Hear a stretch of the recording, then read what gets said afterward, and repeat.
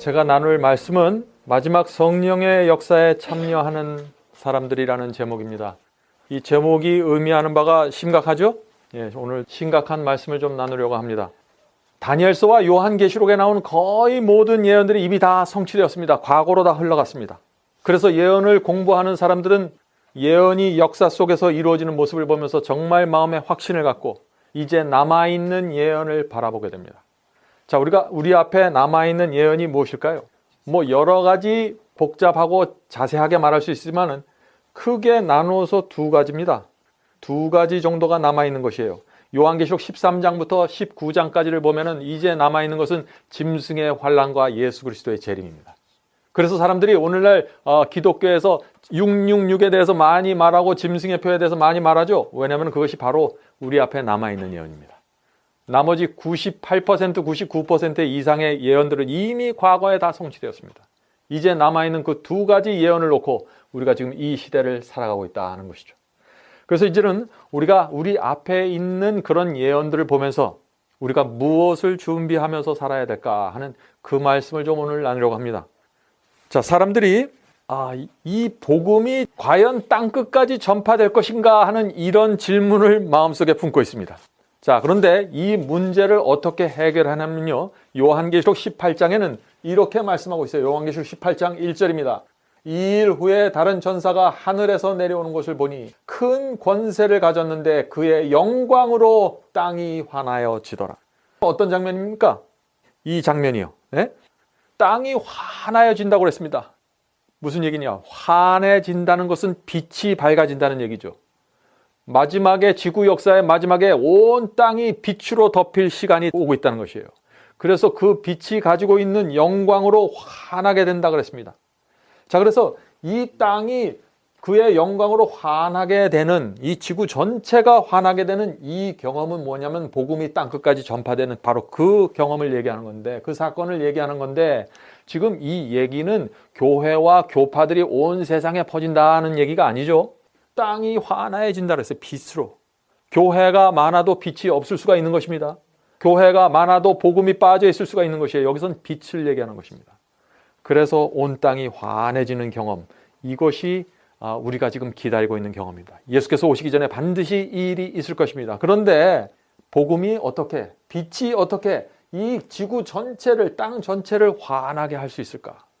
오늘날 사람들이 이 질문에 대해서 생각하는 것이에요. 마음속에 의문이 있는 것입니다. 오늘날 기독교의 모습을 보세요. 어떻게 이런 기독교의 모습, 힘없는 모습으로 어떻게 복음을 땅끝까지 전파할 수 있을까요? 그건 불가능한 거예요. 우리 느낌으로 봤을 때는. 그래서 미국에서 오래전에 컴퓨터로 이걸 계산을 봤습니다.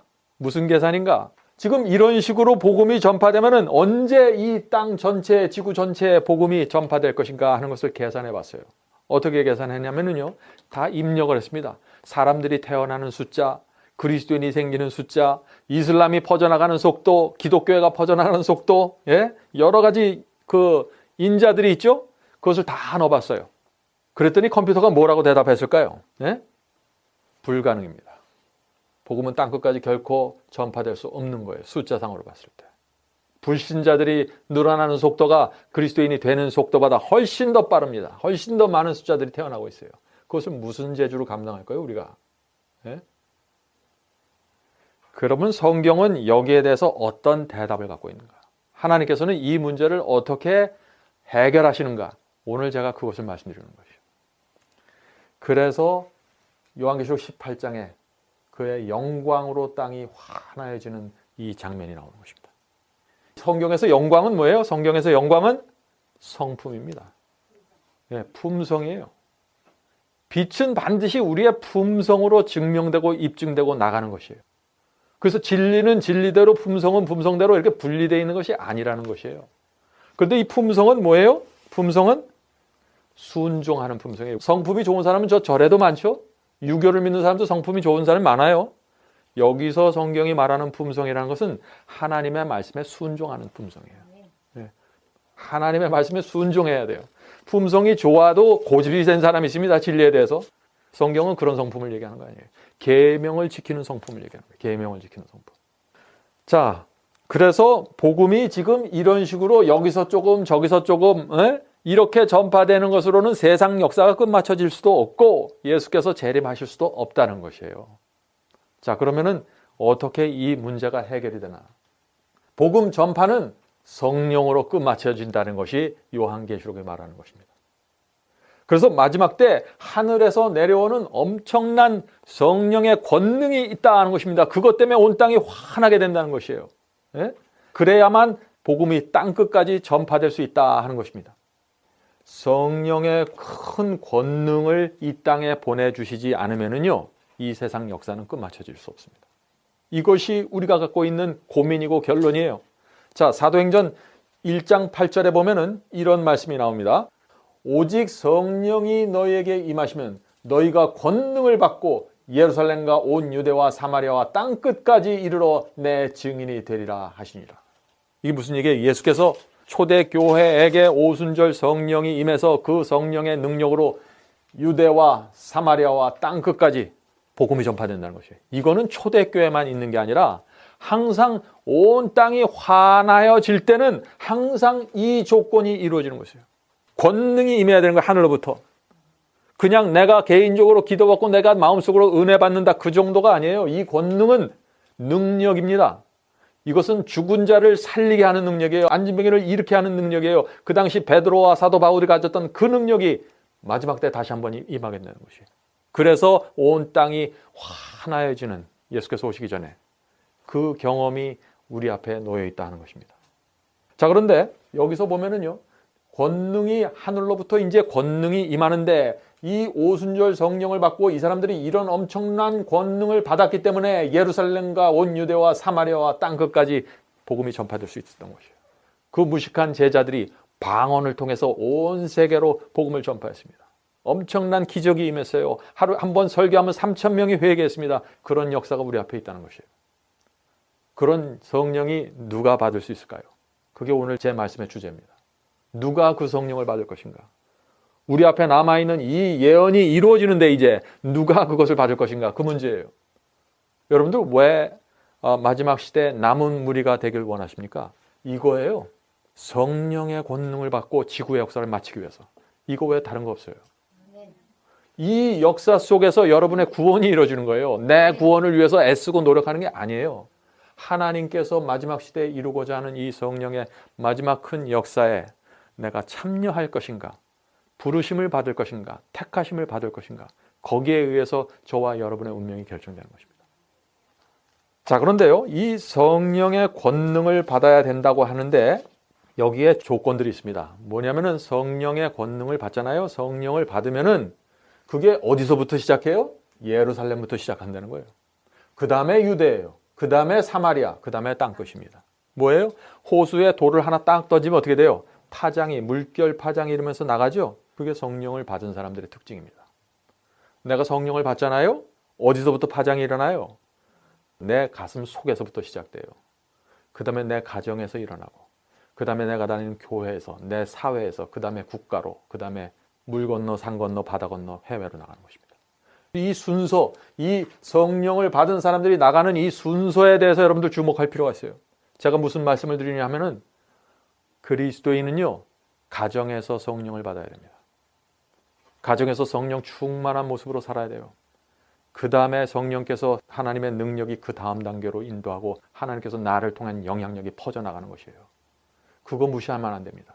많은 사람들이 가정에서 그리스도인이 되기 전에 먼저 아프리카 가고 먼저 중국 가려고 그래요. 그건 잘못된 순서라는 것이에요. 하나님께서 우리를 역사하실 때 그렇게 하지 않습니다. 우리가 가정에서 핍박을 받고 내가 원하는 조건이 안 되더라도 그 속에서 내가 내 자아가 죽고 정말 주 앞에서 굴복하는 그런 경험들이 있어야 되는 것이에요. 베드로가 설교를 했을 때 하루에 3,000명이 회개를 했다 그랬어요. 만약 베드로가 집안에서의 삶이 다르고 교회에서 삶이 다르고 저 세상에서 삶이 다르다면 사람들이 그렇게 회개했을까요? 그래야 사람들이 우리의 삶과 우리의 모습을 보면서 감동을 받지 않겠습니까? 굉장히 중요한 얘기입니다.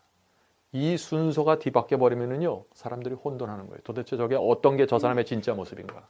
네? 자, 그래서 사도행전 2장 41절에 그의 말을 듣는 사람들은 침례를 받음에 그날에 제자의 수가 3,000이나 더하더라.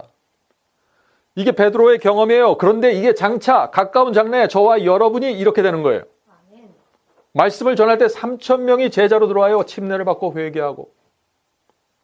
이 준비가 되어 있냐 하는 거예요. 이것은 무슨 성경절을 많이 알고 무슨 예언 해석을 분명히 이해해야만 되는 것은 아닙니다. 그게 필요하죠, 물론.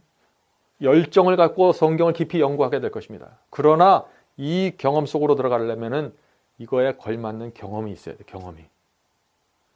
요한계시록 18장에서 우리가 읽었던 아까 그 온 땅이 환하게 되는 그 장면은 이제 마지막에 우리 앞에 놓여 있는 장면이라는 것에 대한 믿음이 필요해요, 먼저. 반드시 그것이 온다. 옛날 다니엘서 신상이 그 역사의 순서에 의해서 무너지고 새로운 나라가 세워졌던 것처럼 다니엘서 7장의 네 짐승이 순서에 의해서 바벨론, 메데페르시아, 그리스, 로마의 이 순서도 그대로 무너진 그 예언이 정확하게 성취되었던 것처럼 마지막 시대에 온 땅이 환해지는 성령의 큰 역사가 반드시 온다는 것을 믿어야 돼요. 그래야 준비하게 되고 기다리게 되는 거 아닙니까? 정말 우리가 초대교회에 있었던 그 오순절 성령의 역사를 믿는다면은 우리는 마지막 때 한 번 더 있게 될 그 제2의 오순절 성령의 역사를 바라보고 기다려야 됩니다. 하나님께서 성령을 퍼부어줄 사람들이, 그런 사람들이 준비돼야 돼요. 이건 굉장히 중요한 말씀이죠. 이제 그 말씀을 조금 더 자세하게 좀 살펴보도록 하겠습니다. 그래서 그리스도의 초림부터 재림 때까지 2번의 성령의 강림이 있다는 거예요. 우리가 오늘도 지금 성령의 은혜 속에 살죠. 성령을 받습니다. 이것을 얘기하는 게 아니라 기독교 역사 전체에서 하나님께서 이 세상 전체의 복음을 전파하는 전체의 그림을 놓고서 지금 얘기 드리는 것입니다. 아시겠죠? 여기 혼돈이 없으시죠? 자, 그러면은 복음 전파가 언제 시작되었습니까?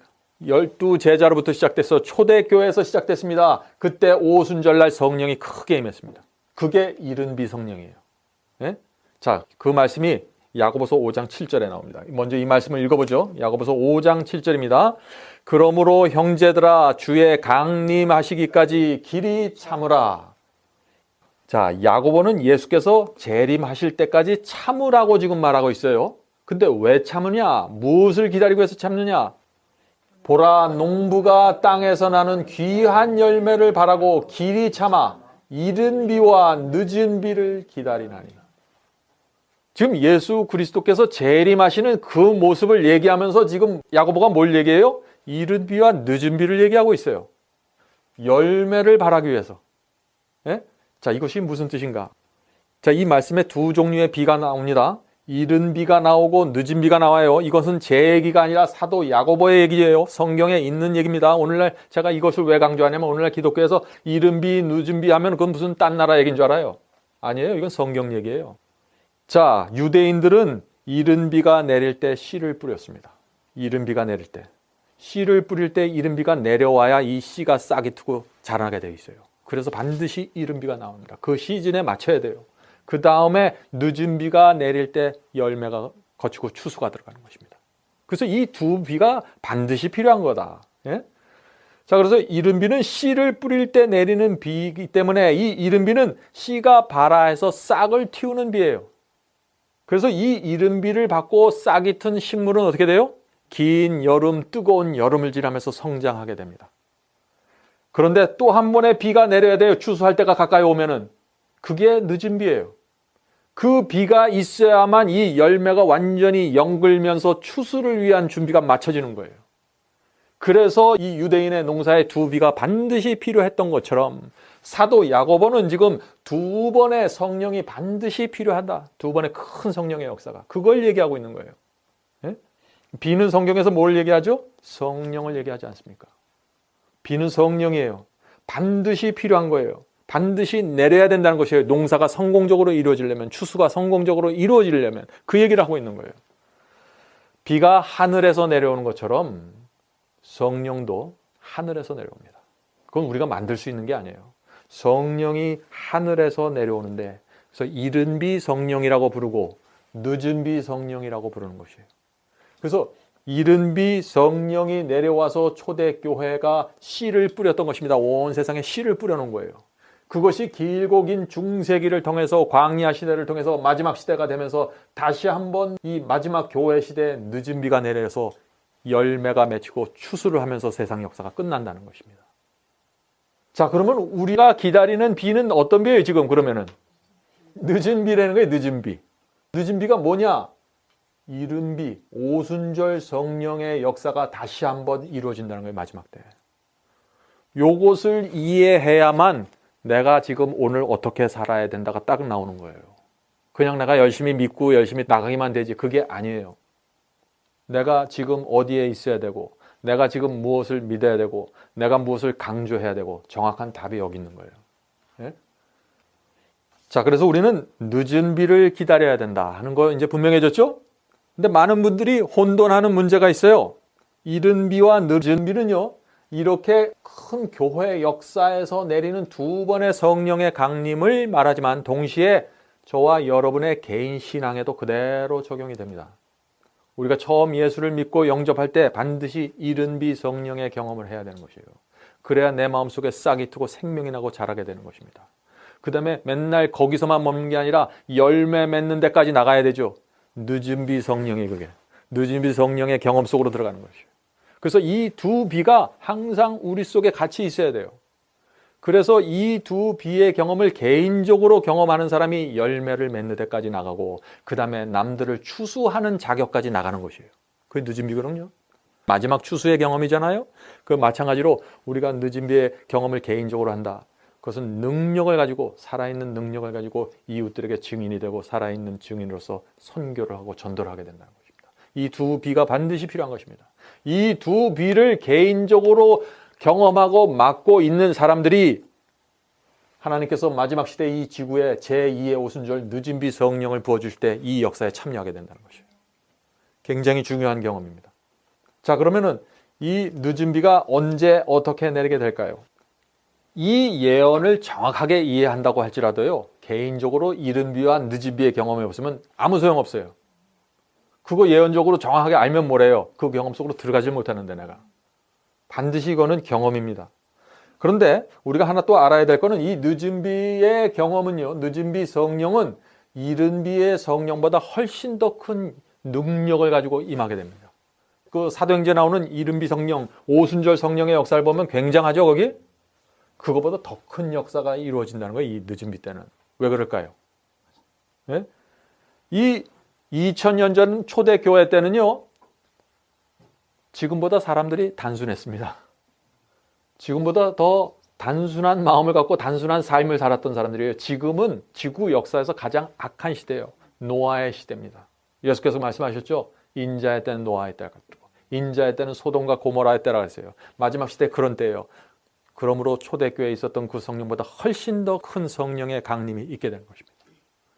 그리고 초대교회 때는 그분들이 전파했던 그 주요 장소가 뭐예요? 소아시아와 유럽이에요. 그냥 인도까지예요. 지금은 지구 전체예요. 아프리카와 북미와 남미와 지구 전체입니다. 훨씬 더 큰 능력이 임할 거예요. 그래서 그것을 준비하는 것이에요. 어떤 사람이 받게 될까요? 그러니 능력을. 이렇게 생각하면은요, 늦은 비 성령이 아무에게나 임하지 않는다는 건 분명하죠. 네. 자, 그러면 어떤 사람이 늦은 비 성령을 받게 될까요? 이게 마지막 시대 가장 중요한 질문이에요. 네? 이게. 하나님께서 마지막 시대 마지막 여자의 남은 자손을 부르시는 이유가 바로 여기 있는 것입니다. 늦은 비 성령을 받을 수 있는 사람을 준비시키는 거예요. 그들을 부르셔서 그들에게 성령을 주셔서 이 세상 역사를 마치고 예수께서 재림하신다. 그게 하나님의 플랜이에요. 자, 그러면 어떤 사람이 늦은 비의 성령을 받을까요? 여기 수많은 사람들이 이 그림에 있죠? 누가 받을까요? 네? 참 궁금한 이슈입니다. 이른 비는 누구에게 내렸습니까? 120명의 다락방에 모였던 예수를 영접하고 십자가를 믿고 부활을 믿는 사람들에게 내렸습니다. 마지막 시대는 누가 낼까요? 요한계시록은 14만 4천에게 내릴 거라고 그래요.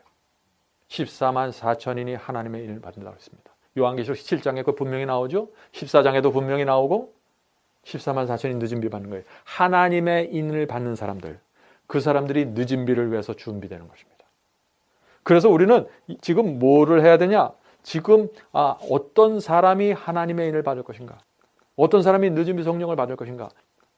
짐승의 표 환란에만 사람들이 그걸 초점을 맞추고 언제 짐승의 표 환란이 언제쯤 일어날까? 지금 때가 됐나? 이것만 쳐다봐요. 짐승의 표 몇 월 며칠에 내리는 거 알아도요. 하나님의 인을 받지 않으면 아무 상관없는 거예요. 그 예언이 나랑은. 그러니까 어디에 초점을 맞춰야 돼요? 짐승의 표예요? 하나님의 인이에요? 하나님의 인이에요. 늦은 성령을 받는 준비예요. 거기다가 맞춰야지 짐승의 표 환란이 아니라는 거예요. 뭐 바코드가 어쩌고 뭐가 어떻고 지금 그게 중요한 게 아니에요. 그거는 하나님의 인을 받고 늦은 성령을 받을 그릇이 준비되면 짐승의 표 환란은 통과하는 거예요. 그건 내 능력으로 통과하는 게 아니에요. 성령의 능력을 받은 사람이 통과하는 거거든요. 그거는. 네? 그래서 우리가 초점을 어디다 맞춰야 될 것은 굉장히 중요한 것입니다. 성도 여러분, 지금 하나님께서는 준비가 끝났습니다. 기다리고 계시는 거예요. 문제는 뭐예요? 문제는 우리예요, 우리. 우리가 준비되고 14만 4천의 숫자가 채워지고 이마에 인침을 받는 사람들의 준비되면은 바로 마지막 시대의 예언이 출발되는 것입니다. 사방 바람이 놓여지고 짐승의 표 환란이 일어나고 핍박이 일어나고 온 세계가 핍박과 순교로 핏빛으로 어리게 될 것입니다. 그 속에서 복음이 전파되면서 땅끝까지 환한 성령의 권능으로 빛이 들어가는 것이죠. 그 다음에 예수께서 재림하시는 것입니다. 우리가 지금 어떻게 살아야 될까요? 무엇을 하며 무슨 생각과 무슨 계획을 하며 살아야 될까요? 굉장히 중요한 얘기입니다. 자, 그런데 성령을 받지 못하는 이유가 있어요. 성령을 받지 못하는 이유. 많은 사람들이 성령을 구합니다. 성령을 받으려고 노력해요. 지금 오늘날 기독교에 가장 관심 있는 이슈는 성령을 받는 것입니다. 근데 구해도 받질 못해요. 받는다고 해도 이상한 성령을 받죠? 근데 왜 받지 못하게 될까요? 왜 받지 못하게 될까요? 성령을 받는 것은 성령은 기름이에요. 기름을 받으려면 그릇이 준비돼야 되거든요. 그릇이 지금 문제가 있어요. 그릇이 뭔가요? 그릇이 준비되는데 이 그릇이 뭐예요? 우리의 마음 그릇을 얘기하는 겁니다. 마음 그릇. 우리 마음의 그릇이 준비되어야 되는데 이 그릇이 다 깨끗하게 비어 있어야 성령이 거기 쏟아져 부어 들어오는데 우리 그릇 속에 지금 딴 것들이 들어가 있어요. 딴 것들이. 세속이 들어가 있고 더러운 것들이 들어가 있고 세상을 사랑하는 마음, 남보다 높고자 하는 마음, 더럽고 추한 것들로 채워져 있어요. 그래서 성령의 결핍을 느끼지 못합니다. 이 그릇이 비어 있어야 뭔가 채워져야 되는 갈급함이 생기는데 지금 그릇 속에 딴 것들이 잔뜩 들어가 있으니까 무슨 필요를 못 느끼는 거예요, 사람들이. 성령은 그 필요를 간절히 느끼는 사람들에게 임합니다. 우리 마음이 세상의 근심과 염려로 채워져 있어요. 그래서 성령이 들어갈 자리가 없어요. 성령께서 우리에게 오시면은 내가 세상에 대한 염려와 걱정과 근심 때문에 아무것도 생각을 못 하는 거예요. 오늘 우리 최 집사님 간증 들어보셨죠? 그 오랜 세월 동안 그 삶에 바빠서 그 쳇바퀴에서 빠져나오지 못하는 거예요. 그래서 사람들이 이게 뜻의 늦은 비가 뭔지 성령의 강림이 뭔지 전혀 생각하지 못하고 살아가는 거예요. 그래서 누가복음 21장 34절에 예수께서 뭐라고 말씀하셨나요? 21장 34절 너희는 스스로 조심하라. 그렇지 아니하면 방탕함과 술취함과 생활의 염려로 마음이 둔하여지고 뜻밖의 그날이 덫과 같이 임하리라. 생활의 염려, 이거 어떻게 우리가 극복해야 되나요? 주님께 내 자신을 맡기는 거예요. 다른 거 없어요. 내가 돈을 벌어서 그거 염려 해결하지 못합니다. 내 스스로 무슨 계획을 세워서 염려를 떨쳐버릴 수가 없어요. 이것은 내 생애 자체를, 내 생애 전체를 주님께 맡겨버려야 돼요. 그게 하나님께서 원하시는 것입니다. 마음의 생활에 대한 염려가 가득 차 있으면 어떻게 돼요? 염려만 하다가 그리스도의 재림을 맞이하게 되는 거예요. 그래서 덫과 같이 임하는 거예요. 염려만 하다가 갑자기 예수께서 오시니까, 염려만 하다가 갑자기 짐승의 표가 터지니까 덫과 같이 임하게 되는 거예요. 근데 이 생활의 염려라는 것은 가난한 사람만 있는 게 아닙니다. 부자도 문제예요. 그릇을 비우지 못하니까. 가난한 사람은 가난한 사람대로 짓눌려갖고 그릇을 비우지 못하고, 부자는 부자대로 또 다른 염려가 있어요. 부자의 염려는 무엇인가요? 이미 갖고 있는 것을 잊어버릴 것 염려. 더 많이 채울 것에 대한 염려. 우리가 빈 마음을 가지고 주님께 나가야 된다는 말씀 많이 하죠. 빈 마음이 그렇다면 무엇일까요? 빈 마음. 그것은 하나님의 용서와 위로를 간절히 갈급하는 심령입니다. 갈증이에요, 갈증. 영적인 갈증이에요. 하늘에 속한 것을 사모하는 심령입니다. 말씀을 사모하는 마음입니다. 이 인생 자체의 깊은 허무함을 느끼고 그리스도를 향해서 손을 뻗치는 그 경험이, 그게 갈급함이에요. 그런 사람들에게 성령이 임합니다. 진리를 통해서 임해요. 아무렇게나 임하는 게 아니에요. 진리를 통해서 임해요. 진리를. 사람들은 오늘날 성령을 받는데 진리는 젖혀두고 성령만 받으려고 그래요. 그거는 전혀 잘못된 얘기입니다. 성령은 반드시 진리를 통해서 들어가게 되어 있습니다. 사도 바울이나 여러 사도들과 제자들이 진리를 받으라고 그랬고, 예수께서 나는 길이요 진리요 생명이라고 말했어요. 진리를 통해서 성령을 받는 거예요. 예수를 믿음으로 영접하고 성령을 받는 것은 진리와 분리된 게 아니에요. 예수 자체가 진리예요. 이거 분리하면 큰일 나는 것입니다. 자, 그런데 저에게 오랫동안 고민이 되고 저에게 큰 좌절을 주었던 문제가 있습니다. 오늘 제가 좀 그것을 여러분께 나누려고 합니다. 제가 갖고 있었던 심각한 고민은 이런 것이었어요. 저는 그리스도를 영접하고 얼마 되지 않아서 제 생애를 주님께 드렸습니다. 그리고 세상을 사랑하지 않았어요. 제가 이 명예나 돈에 대한 게 관심이 없었습니다. 그냥 선교 사업에 집중해서 살았어요, 저는. 그런데 참 이상한 게 있어요. 제 고민이 무엇이었냐면은 세상을 제가 분명히 버린 것 같았어요.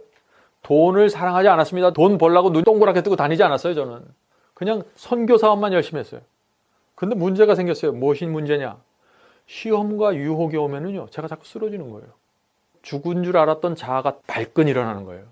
그래서 누가 와서 자존심 탁 한마디 건드리면은요, 발끈하는 거예요, 제가. 표시는 안 하죠. 인격이 있으니까. 속으로. 예? 또 누가 나를 은근히 무시하면 어떻게 돼요? 나도 은근히 화가 나는 거예요, 속으로. 또 어떤 사람이 와갖고 앞뒤 사정도 모르고 나한테 막 퍼부어대면 어떻게 돼요? 짜증이 나는 거예요. 도대체 이게 왜 이런 경험들이 있을까? 나는 세상을 사랑하지 않고 하나님의 말씀대로 살려고 하는데 도대체 내 성품 속에서 왜 이런 것들이 나올까? 네? 제가 예수를 영접하고 나름대로 진지한 생활을 살았습니다. 그런데 제 마음속에 무엇이 없어요? 성령의 은혜가 없었어요. 성령의 은혜가. 오늘날 그런 사람들이 정말 많이 있습니다. 진리를 사랑합니다. 세상을 포기했습니다. 주의 뜻대로 살기 원합니다. 온갖 11조와 헌금을 열심히 드려요. 그런데 성령의 은혜가 없어요. 제 고민이 그거였습니다. 여러분들 제 고민을 좀 이해하십니까? 분명히 저는 세상을 포기했다고 생각하는데 그리스도의 성품이 반사되지 않는 거예요. 이렇게 될 때 그리스도인이 가지고 있는 고민이라는 건 말할 수 없어요. 남한테 어디 얘기할 데도 없어요. 이거 해결해 줄 사람도 없어요. 물어도 몰라요, 잘. 저는 예수님과 같은 향기를 내고 싶고 그리스도의 성품을 반사하고 싶은데, 그런 분위기를 반사하고 싶은데 그게 잘 나가질 않는 거예요. 그게 제 고민이었습니다. 여러분 중에도 그런 고민을 갖고 계시다면 오늘 제가 드리는 이 말씀을 좀 깊이 생각해 보시길 바랍니다. 왜 세상을 포기하고 돈을 사랑하지 않는 사람에게, 않는 그리스도인에게 예수의 성품이 나타나지 않을까요? 참 이상한 거예요, 그건 저한테. 그 당시 저는 그걸 이해를 못했어요. 이게 도대체 무슨 일인가, 이게 도대체. 왜 분노와 짜증과 성가심과 은근히 과장하고 은근히 하는 거짓말이 왜 사라지지 않을까? 그리스도의 성품을 충만하게 반사하지 못하는 데는 이유가 있는 거예요. 그건 당연한 것이 아니에요. 이유가 있는 거예요, 거기는. 두 주인을 섬기면은요, 그리스도의 성품을 반사할 수 없다는 것이 예수님의 말씀입니다. 두 주인을 섬기면 그거 안 되는 거예요, 두 주인은. 자, 오늘 그래서 이 말씀을 좀 살펴보도록. 두 주인에 대한 얘기죠. 누가복음 16장 13절입니다. 두 주인을 섬길 수 없나니 혹 이를 미워하고 저를 사랑하거나 혹 이를 중히 여기고 저를 경히 여길 것임이니라. 이게 무슨 얘기예요? 두 주인을 섬길 수 없어요. 내가 이 주인을 좋아하면 저 주인하고 원수가 돼요. 내가 저 주인을 사랑하면 이 주인하고 원수가 돼요. 두 주인이 있을 수가 없다는 거예요. 한 주인만 있는 것입니다. 자, 그래서 너희가 그런데 하나님과 재물을 겸하여 섬길 수 없느니라. 지금 예수께서 뭘 얘기해요? 너희가 두 주인을 섬기는데 두 주인이 누구예요? 하나는 하나님이고 하나는 재물이라는 거예요. 재물의 신을 섬기고 있다는 거예요. 네? 자, 그런데 이 문제는 우리가 왜 재물을 섬기느냐, 왜 돈의 신을 섬기느냐, 그걸 따져봐야 되겠죠. 왜 우리가 돈을 섬겨요? 왜 우리가 돈을 좋아해요? 그걸 가지고 있으면 내가 좋잖아요. 그걸 가지고 있으면 내가 대접받잖아요. 그러니까 돈 자체를 섬기는 게 아니라 나를 섬긴다는 거예요, 나를. 돈을 갖고 있어야 내가 섬김을 받으니까. 그래서 나를 섬기기 위해서 돈이 수단이 된 거예요. 돈이 많으면 나도 섬김을 받으니까 이 세상에서. 그래서 결국은 뭘 섬기는 거예요? 두 주인이 누구예요? 두 주인이 하나님과 나예요. 돈이 아니에요. 전 돈을 버렸어요. 근데 나를 섬겼어요. 제가 지금 그걸 말씀드리는 거예요. 돈을 섬기지 않고 세상을 섬기지 않는 사람이 나를 섬길 수 있다는 거예요. 그게 예수님의 말씀이에요, 지금. 돈을 섬기는 자가 누굽니까? 납니다. 이 세상의 정욕과 자랑을 이것을 섬기는 자가 누구예요? 나예요, 나. 그렇죠? 이 세상 재물에 욕심을 내는 사람이 누구예요? 나예요. 나를 섬기고 있는 거예요. 돈을 섬기는 게 아니라 세상을 섬기는 게 아니에요. 이게 분명해야 돼요, 이게. 자, 교회 다니는 사람들이 그래요. 나는 하나님을 섬깁니다. 그렇게 얘기하죠. 그런데 어떻게 해요? 조금만 문제가 생기면은 하나님 버리고 나를 섬겨요. 그게 문제예요. 예? 보통 때는 하나님을 섬기는 것처럼 보여요. 하나님의 영광이 그 생활 속에 있는 것처럼 보여요. 그런데 위혹이 오고 위기가 오면 어때요? 바로 나를 섬깁니다. 그 상황에 들어. 그래서 돈을 버리고 세상을 포기한 사람도 나를 섬기고 살아갈 수 있다는 것입니다. 그래서 어떻게 돼요? 조금만 불편하면은 속상해하고 조금만 저 사람이 나를 괴롭히면은 그 사람과 싸우기 시작하는 거예요. 그게 많은 그리스도인이 갖고 문제다. 하나님의 영광보다 뭐를 더 중요시 여깁니까? 내 감정과 내 기분을 중요시 여겨요. 그게 나를 섬기는 거예요. 내가 지금 이 상황에서 무슨 말을 하고 어떤 태도를 보여야 할까? 그래야 내가 하나님께 영광을 돌릴까? 그걸 생각하지 않는 거예요. 내가 지금 이 상황에서 어떻게 말을 해야 내가 좀 더 멋있는 사람이 될까? 내 자존심이 살을 수 있을까? 내가 더 멋지게 포장될 수 있을까? 여기에 지금 맞춰져 있는 거예요. 그게 바로 두 주인이에요. 두 주인 얘기가 바로 그겁니다. 자, 그런데 왜 우리가 나를 섬길까요? 이제 논리적으로 들어가는 거예요. 우리가 두 주인을 섬기고 있습니다. 나를 섬기고 있어요. 그러면 왜 나를 섬긴가 우리가? 나를 섬기는 이유. 이 그림을 보세요. 예수께서 이 사람의 발을 씻겨주시죠. 이게 예수 그리스도의 성품입니다. 예수께서 그 무식한 12 제자들 앞에 무릎을 꿇고 그들의 더러운 발을 닦아주셨습니다. 그게 예수님의 성품이고 생애였어요. 우리도 그렇게 살아야 되는 거예요. 그런데 우린 그렇게 안 돼요. 왜 그래요? 왜 그래요? 내가 영광 받고 싶기 때문에. 선교를 해도 내가 영광 받은 거예요. 예? 돈을 벌어도 내가 영광 받기 위해서 벌고, 공부를 해도 내가 영광 받기 위해서, 직장을 다녀도 거기서 내가 영광 받아야 돼요. 그래서 이게 안 되는 거예요. 두 주인의 문제가 해결이 안 되는 거예요. 평안할 때는 하나님께 기도하고 예수님을 찬양합니다. 그런데 시험과 유혹이 오면 바로 내가 튀어나옵니다. 내가 높아지고 상대방의 입을 막아버리기 위해서 짜증을 내고 화를 내버리죠. 나를 섬기는 거예요. 그게 바로. 하나님께서 그런 사람에게 늦은 비 성령을 퍼부어 주실 수 있을까요? 죽은 자를 살려도, 하나님의 능력을 봐서 죽은 자를 살려도 교만해지지 않는 사람. 38년 된 안진뱅이를 말 한마디로 일으켜도 다른 사람 앞에 무릎을 꿇을 수 있는 사람. 그런 겸손한 사람. 그런 사람에게 엄청난 하늘의 능력이 임하는 거예요. 우리가 어떻게 살아야 될까요? 우리가 교회 생활에서 어떻게 서로를 대해야 될까요? 가정에서. 중요한 얘기입니다. 세상을 버리고 돈을 포기했습니까? 자아를 버려야 되죠. 내 자신을 섬기면 안 돼요. 이 문제가 해결되지 않으면요, 여러분이 할 수 있는 모든 순종을 다하고 여러분이 할 수 있는 모든 헌신을 다해도 이 문제는 해결 안 됩니다. 굉장히 중요한 문제예요. 자, 조금만 잘 나가면 교만해지고 조금만 높아지면 주변 사람들을 은근히 무시하는데 어떻게 그런 사람에게 세상 역사를 끝마치는 성령이 임할까요? 그건 안 되는 거예요. 그거는 하나님께서 성령을 주고 싶어도 줄 수가 없는 거예요. 불안한 거예요. 신뢰할 수 없는 거예요. 철부지 어린아이에게 어떻게 100만 불의 유산을 줄 수 있어요? 우리도 안 하잖아요. 그런 짓을. 하나님께서 우리 그리스도인에게 성령을 주실 때도 하나님께서 믿고 신뢰할 수 있는 사람에게 주는 거다. 오늘날 성령을 받았다는 사람들 보세요. 성령을 받았다고 하면서 조금만 문제가 생기면 막 전혀 다른 사람으로 변하죠. 성령이 아니라는 얘기예요. 성령의 역사는 그렇게 이루어질 수가 없는 거예요. 자, 그러면 이제 제가 여기까지 얘기하면은 또 하나의 질문이 있습니다. 무슨 질문이냐? 그러면 어떻게 그렇게 사람이 화도 안 내고 짜증도 안 낼 수 있습니까? 어떻게 사람이 그렇게 완벽할 수 있습니까? 하는 질문이죠. 그런 질문 생각 안 해보셨어요? 오해하시면 안 됩니다. 제가 지금 말하는 이 화나 짜증이나 이런 것들은요, 나도 모르게 순간적으로 튀어나오는 부적절한 반응을 얘기하는 게 아니에요. 뭘 얘기하는 거야? 나도 모르는 사이에 튀어나오는 어떤 감정의 실수를 얘기하는 게 아니에요. 나를 섬기는 죄를 얘기하는 거예요. 나를 섬기는. 왜 화를 냈느냐 이거예요. 나를 섬기기 위해서 화를 냈다는 거예요. 화를 낼 때 나를 섬기는 것과 상관없이 나오는 그런 감정적인 실수들이 있습니다. 그렇죠? 어떤 때 피곤하면 그래요. 어떤 때 피곤할 때 그런 실수를 할 수 있습니다. 전 그런 걸 얘기하는 게 아니라 지금 제가 여기서 말하는 거는 상대방을 제압하기 위해서 어떤 때 화를 냅니다. 그렇죠? 그 나를 높이기 위해서 다른 감정적인 표현을 하는 거예요. 어떤 때 부부 사이도 그렇잖아요. 어떤 때 집사람의 입을 막아버리기 위해서 짜증을 내는 경우가 있어요. 네? 그런 게 안 되는 거예요. 그런 게. 나를 세우기 위해서. 나를 세우기 위해서 감정을 표출하는 거예요. 자꾸. 그런 거 하지 말라는 얘기입니다. 두 주인이에요. 그게 바로. 자, 자기가 섬김받지 않으면은, 자기가 높임받지 못하면은 견디지 못하는 성품 있죠. 교회 생활하면서 사회생활하면서 그런 사람들 많이 있어요. 내가 그 자리에 올라가야 돼요. 그렇지 않으면 마음에 안 드는 거예요. 모든 게 마음에 안 드는 거예요. 자기를 섬기는 것입니다. 예수께서 그래서 뭐라고 얘기하셨어요? 그들의 열매로 그들을 알지나. 열매로 그들을 판단하시겠다. 열매로. 네? 자기를 섬기는 열매를 갖고 있느냐, 다른 사람을 섬기는 열매를 갖고 있느냐, 이걸 보시겠다는 거예요.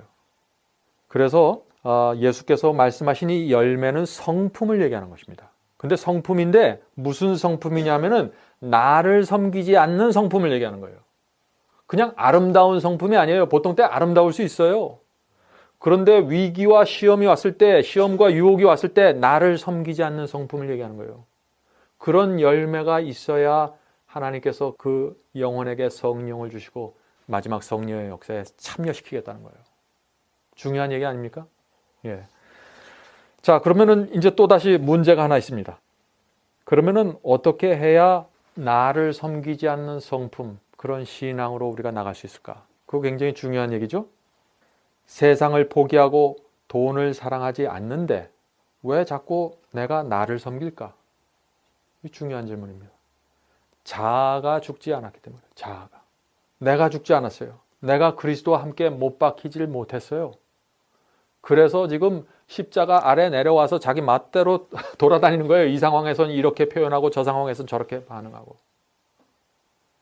갈라디아 2장 20절에 무슨 말씀이 있습니까? 사도 바울이 내가 그리스도와 함께 십자가에 못 박혔나니 그런즉 이제는 내가 산 것이 아니요 오직 내 안에 그리스도께서 사신 것이라.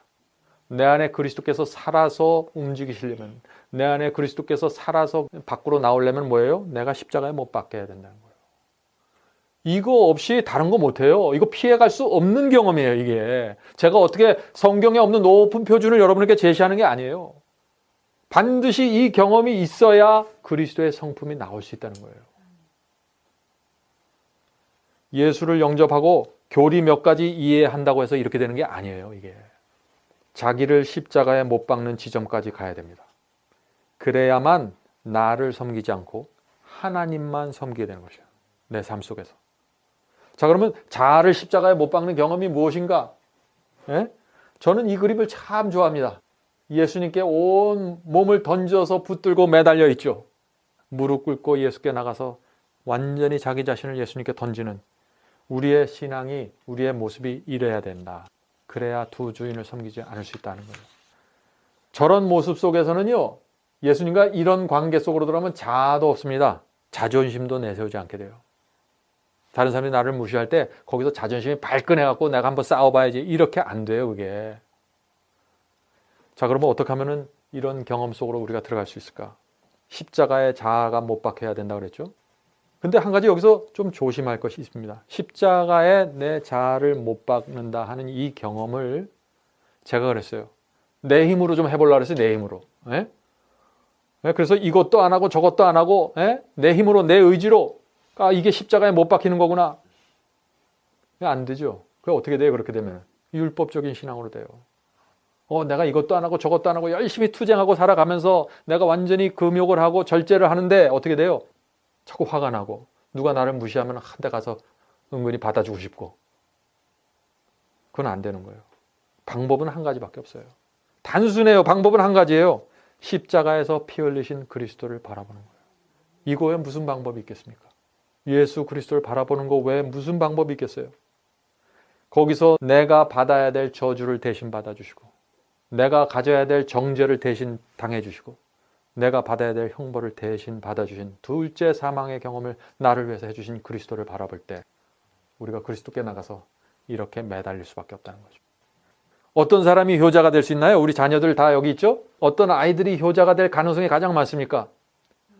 부모의 마음을 잘 듣는 애요? 그거보다 더 효자가 있어요. 부모의 속을 뒤집어 놓은 애요. 아주 불효도 그런 불효가 없어요. 그런 애들이 어떻게 돼요? 나중에 부모의 사랑과 희생을 알면은 끔찍한 효자가 되는 거예요. 왜? 과거에 자기가 부모에게 하지 못할 짓을 했다는 걸 알기 때문에. 우리가 그리스도께 그렇게 돼야 돼요. 우리가 그리스도께 하지 못할 짓을 한두 번 했습니까? 솔직히 말해 봅시다. 네? 그런데 너무 뻔뻔한 거예요, 그리스도인들이. 한두 번 한 게 아닌데, 내가 얼마나 큰 불효를 했는데, 내가 얼마나 담대하게 주님을 부인했는데 내 삶 속에서. 그런데 주님 앞에 나가서 굴복하지 않는 거예요. 죄송한 마음이 없는 거예요. 그래서 내가 십자가에 못 박히지 못하는 겁니다. 내가 어느 정도는 의롭다고 생각하니까. 그래서 우리가 무엇을 했는지를 알고, 또 우리의 그런 것 때문에 예수께서 십자가에서 어떤 일을 당하셨는지를 알게 되면은 그때부터 드디어 어떻게 돼요? 우리 심령 속에 감사와 감격이 차올라오게 되는 것입니다. 은혜가 밀려오게 되는 것이에요. 그래서 십자가를 알면 할수록 어떻게 돼요? 우리 자아가 힘을 잃어버리게 되는 거예요. 우리 육신의 부모의 사랑과 은혜를 알면 알수록 우리 자녀들이 어떻게 돼요? 부모를 더 끔찍하게 생각하는 거예요. 똑같아요. 우리 하늘 아버지를 향한 우리의 마음도 똑같다는 것입니다. 왜 십자가를 알면 알수록 우리 자아가 힘을 잃어버릴까요? 십자가의 사랑과 은혜가 나를 압도해버리기 때문에 그래요. 전에는 육체의 정욕과 이 세상의 자랑이 나를 압도했는데 십자가를 바라보고 그 사랑과 은혜 앞에 내가 굴복하게 되면은 그때부터는 사랑이 나를 압도해버려요. 하늘 아버지의 은혜와 하늘 아버지의 죽음이, 하늘 아버지의 피가 나를 압도해버려요. 그래서 자아가 힘을 못 쓰게 되는 거예요. 전에는 율법의 정죄가 나를 압도했습니다. 전에는 계명이 나를 압도했습니다. 그런데 이제는 어떻게 돼요? 하나님의 사랑과 은혜가 나를 압도하게 된다는 거예요. 그래서 전에는 죄 아래 살았는데 이제는 은혜 아래 살아가게 된다는 것입니다. 얼마나 실제적인 경험이에요? 이 하나님의 사랑을 정확하게 알면은, 하나님의 십자가를 정확하게 알면은 어떻게 돼요? 자기를 섬기려는 정신이 깨어져 나가게 돼버립니다. 더 이상 다른 사람들 앞에서 내 자존심을 내오고 싶지도 않아요. 중요한 게 아니에요. 유치한 거예요. 내가 가진 모든 것은 오물처럼, 어떻게 배설물처럼 버리게 되는, 그게 사도 바울의 경험 아닙니까? 사도 바울이 그런 경험을 했기 때문에 그런 위대한 사도가 될 수 있고 오순절 성령을 받아서 감당할 수 있는 사람이 된 것이죠. 네?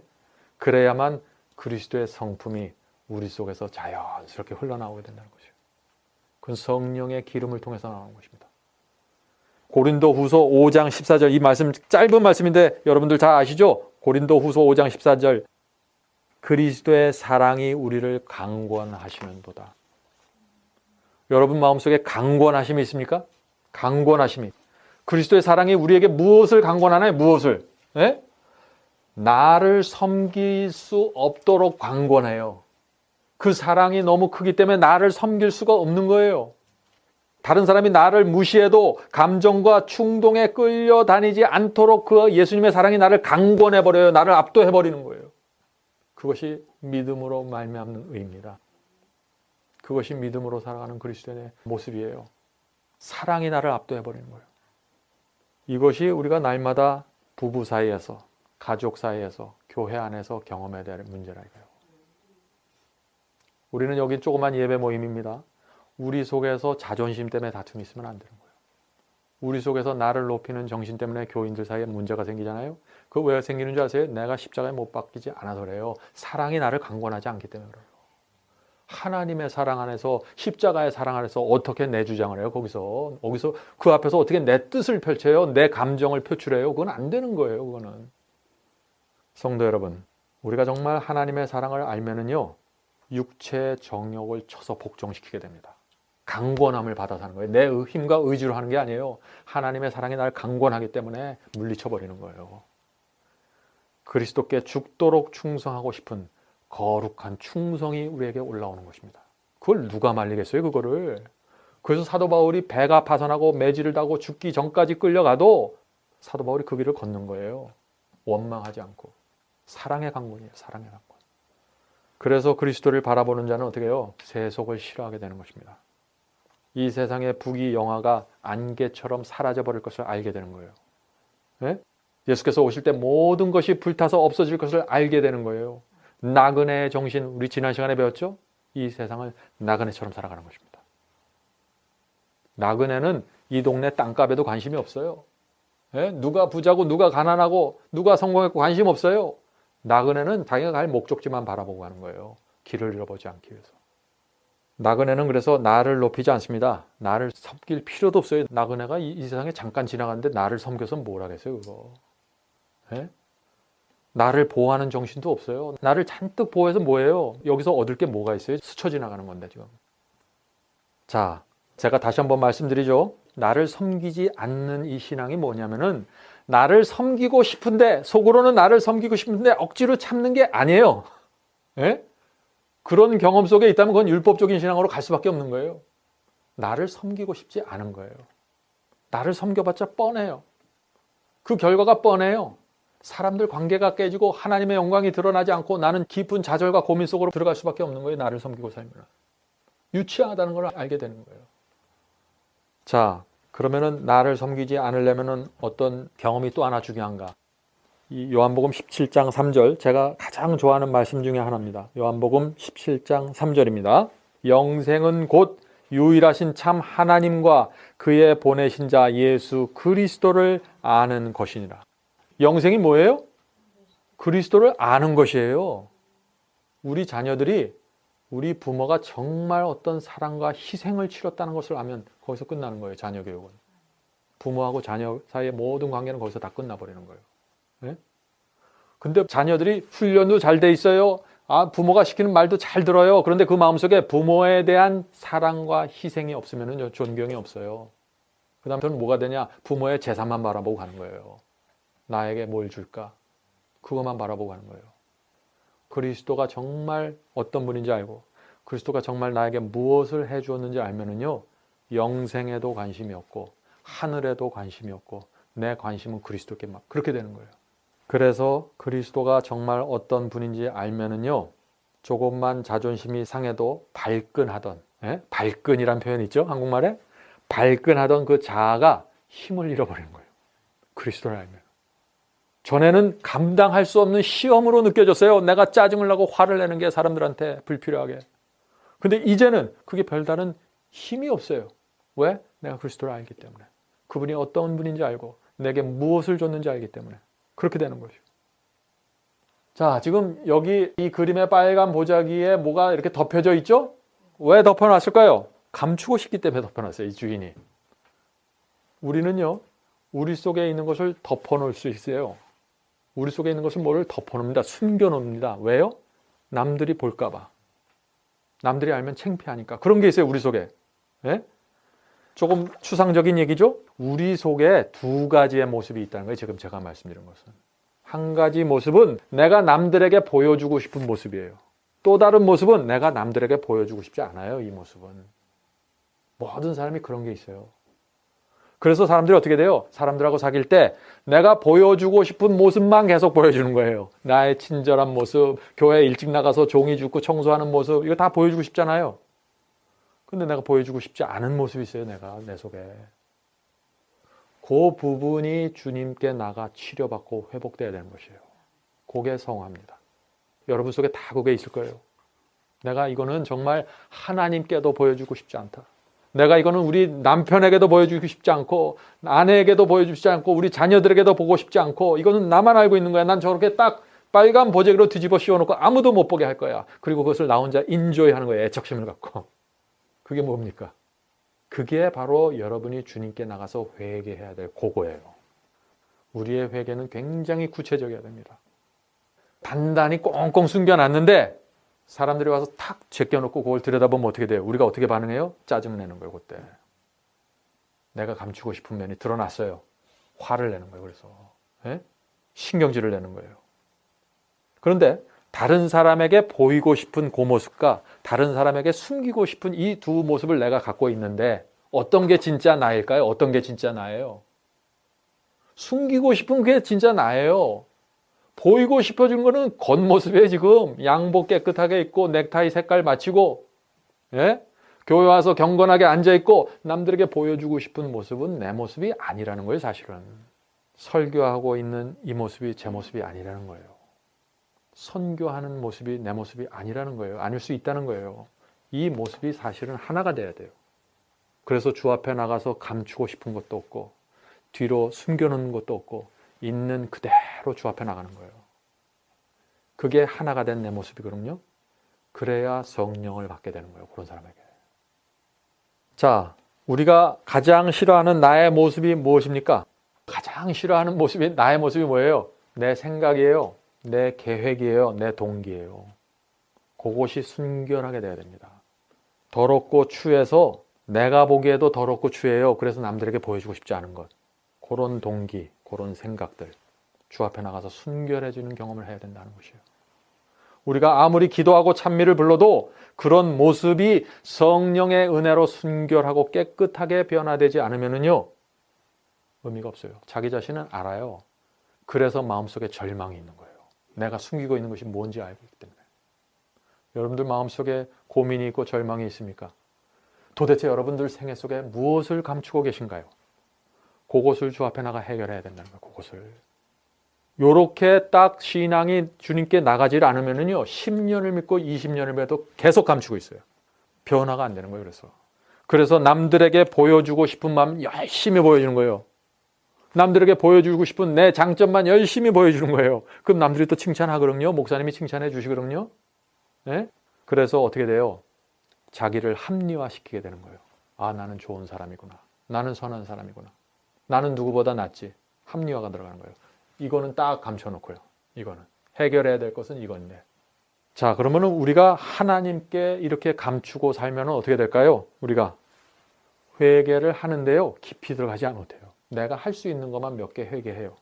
하나님과 깊이 만나지 못하게 되는 것입니다. 그래서 결국에는 하나님의 용서하시는 은혜, 변화시키는 은혜, 성령이 깊이 내 가슴속 깊이 들어오는 그 물밀듯이 들어오는 그런 경험, 그것이 뭔지 모르고 살아가게 되는 거예요. 네? 얼마나 두렵습니까? 얼마나 두려워요. 성도 여러분, 하나님의 구원은 내가 보이고 싶지 않는 그 모습을 변화시키는 게 하나님의 구원이에요. 내가 보여주고 싶은 것을 계속 성장하고 발전시켜 나가는 건 그건 구원이 아니에요. 구원의 경험이라는 것은 내가 감추고 있고 내가 부끄럽게 생각하는 그곳으로 들어가서 변화가 일어나야 돼요. 그것이 구원이에요. 하나님께서는 이렇게 감추고 있는 사람들을요, 정말 인도하기가 힘듭니다. 제가 전도를 할 때 가장 힘든 사람들이 누군지 아세요? 가장 힘든 사람. 여러분들 선교해 보세요. 선교할 때 선교가 딱 막히는 사람들이 있어요. 참 그런 사람들하고 대화를 하면 절망을 느낄 수밖에 없어요. 어떤 사람이냐? 요 고양이 같은 사람이에요. 요 그림 보세요. 재밌죠? 고양이가 지금 거울을 보고 있어요. 근데 이 고양이는 자기 모습이 뭐예요? 사자로 보이는 거예요. 사자로.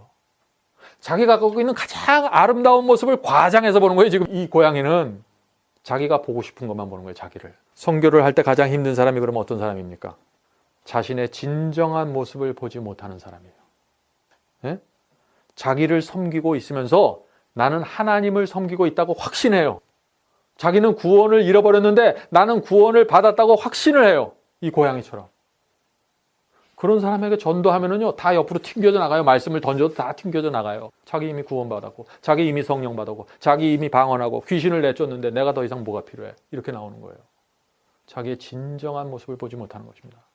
시험과 유혹이 올 때마다 내 감정과 내 충동을 섬기면서 살아가고 있는데, 내 자신을 섬기면서 살아가고 있는데 나는 하나님을 섬기고 있다고 지금 확신하는 거예요. 그런 사람이 전도가 안 되는 거예요. 그런 사람에게 성령께서 가까이 가서 깊이 들어갈 수 없는 거예요. 자, 어떻게 우리가 그런 사람들의 영적 눈을 뜨게 해서 진실을 볼 수 있게 할 수 있을까요? 진실을. 과연 얼마나 많은 사람들이 두 번째 성령의 강림을 위해서 준비될 수 있을까요? 지구에 사는 대부분의 사람들이 지금 이런 모습으로 살아가고 있는데, 성령을 받았다고 하는 사람들이요, 조그만 일에도 화를 내고 참지를 못해요. 조금만 자존심이 상하면 견디질 못해요. 밤에 잠을 못 자요. 성령을 받았다는 사람들이. 방언을 열정적으로 해요. 그런데 조금만 자존심이 상하고 기분이 상하면 그냥 쓰러져 버리는 거예요. 또 땀을 흘리면서 기도하고 또 열정적으로 찬양을 합니다. 거의 찬양하는 모습 유튜브에 올라오고 가끔 기독교 방송에서 보세요. 얼마나 열정적이에요. 찬미 부르는 거. 그게 다가 아니에요. 보이고 싶은 모습이에요. 감춘 모습은 따로 있어요. 그래서 별것도 아닌데 삐치고 속상해하는 것이에요. 우리 그리스도인들이 그런 것이 사라져야지 그리스도의 품성이 나오는 거예요. 왜요? 나를 섬기는 일을 중단해야 되는. 그게 이루어져야 되는 것입니다. 오늘날 대부분의 사람들이요. 나를 섬기면서 살아도 구원받을 수 있다고 믿고 살아가고 있습니다. 예수께서는 두 주인을 섬기지 말라 그랬어요. 그 얘기는 하나님만 섬겨야 구원이라는 거예요. 하나님만 섬겨야. 근데 나를 섬기고 있으면서도 여전히 구원이 개런티 된다, 구원 받을 수 있다라고 가르치는 것이 그것이 대부분의 복음이라는 거예요. 그게 바벨론 복음이에요. 나는 예수를 영접했기 때문에 구원받았다. 아주 단순하게 생각해요. 두 주인을 섬기고 있는데. 그래서 구원받았다고 말은 하는데 열매가 안 나타나고 그리스도의 모습이 나오질 않는 것이에요. 그 속에서. 지금 우리에게 필요한 것은요. 회개입니다. 회개. 근데 회개인데 어떤 회개냐? 오늘 말씀의 주제하고 연결시켜서 제가 설명을 하면은 나를 섬기지 않는 회개예요. 그냥 회개가 아니라. 그냥 세상을 버리는 데서 그치는 회개가 아니에요. 돈을 사랑하지 않는 데서 머무는 회개가 아니에요. 나를 섬기지 않는 회개예요. 그래야만 우리가 일곱 교회에서 매 시대마다 승리하는 그 이기는 자들이 될 수 있는 것입니다. 라오디게아 교회에서도 오직 이기는 자들이 성령을 받고 구원받게 되는 것이에요. 이기는 자가 누군가? 나를 섬기지 않는 사람입니다. 돈을 버리고 돈을 포기하고 세상을, 그건 기본이에요. 거기서 끝나는 게 아니에요. 그래서 나를 섬기지 않을 때 드디어 성령의 은혜가 내 속에서부터 흘러나가게 되는 것입니다. 성령이 물밀듯이 내 속에 깊이 들어오게 되는 것입니다. 그리스도의 성품이 나타나게 되는 것이요. 바로 그런 사람들이 늦은 비를 위해서 준비되는 것입니다. 늦은 비를 위해서. 영광으로 환하게 되는 것이에요. 성품으로 환하게 되는 것이 어떤 성품? 성령을 받은 성품. 예? 나를 섬기지 않은 성품. 이게 분명한 거예요, 이거. 하나님께서는 하늘의 능력을 퍼부어 주실 만큼 신뢰할 수 있는 사람을 지금 찾고 계시는 거예요. 그런 사람들 위해 인을 쳐주십니다. 하나님을 대표하는 자들이에요. 인 친다는 건 뭐예요? 내 소유라는 거거든요.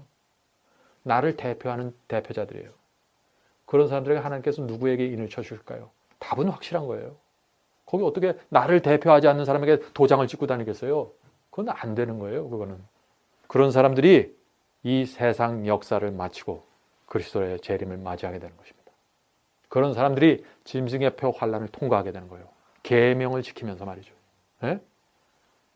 사랑하는 성도 여러분, 진리 횃불 예배 모임은 그냥 모여서 예배 드리는 모임이 아니에요. 저희 모임의 목적은 늦은 비를 위해서 준비하는 것이에요. 여기에 다른 오해가 있으면 안 돼요. 다른 의견을 가지고 있으면 사실 이 모임은 여러분을 위한 모임이 아닙니다. 이 모임은 늦은 비를 위해서 준비하는 모임이 되어야 됩니다. 그것이 이 시대에 하나님께서 기대하시는 모임이에요. 하나님께서 기대하시는 예배가 되는 것입니다. 우리는 그저 단순히 교리나 성경 해석을 연구하고 검토하고 분석하는 그런 모임이 아니에요. 온 땅을 환하게 할 제2의 오순절이 지금 다가오고 있습니다. 여러분들은 지금 그것을 위해서 준비되어 있나요? 그 마지막 성령의 역사에 참여할 것인가 하지 못할 것인가로 여러분과 저의 운명이 결정되는 것입니다. 이 시대는 지금 그런 시대예요. 네? 성령의 마지막 그 역사에 부르심을 받고 택하심을 받는 저와 여러분이 되기를 제가 간절히 바랍니다. 자, 이제 기도하고 마치도록 하겠습니다. 제가 기도한 다음에 각자 기도하고 마치겠습니다. 하늘에 계신 아버지, 하나님의 때를 분별할 수 있는 영적인 안목을 주시옵소서. 이 세상에 살지만 이 세상에 압도되지 않도록 저희를 붙잡아 주시옵소서. 저희가 세상에서 하늘을 바라보면서 살 수 있도록 도와주시고 더 이상 두 주인을 섬기지 않도록 도와주시옵소서. 이 주인을 섬길 때 저 주인과는 원수가 된다는 사실을 우리가 깊이 이해할 수 있도록 도와주시옵소서. 저희가 단순한 심령으로 비어있는 마음의 그릇을 가지고 주 앞에 매일 나갈 수 있도록 도와주시옵소서. 저희 마음속에 성령의 기름을 부어주셔서 그 기름이 저희 속에서 날마다 불타오르는 그런 삶이 될 수 있도록 도와주시고 그리스도의 성품이 저희 속에서 새겨지고 발산될 수 있도록 도와주시옵소서. 오늘 이 자리에 모인 성도들에게 함께하여 주시고 이들에게 성령을 내려주시고 성령의 은혜와 감화를 이해할 수 있도록 도와주시옵소서. 예수님의 이름으로 간절히 기도합니다. 아멘.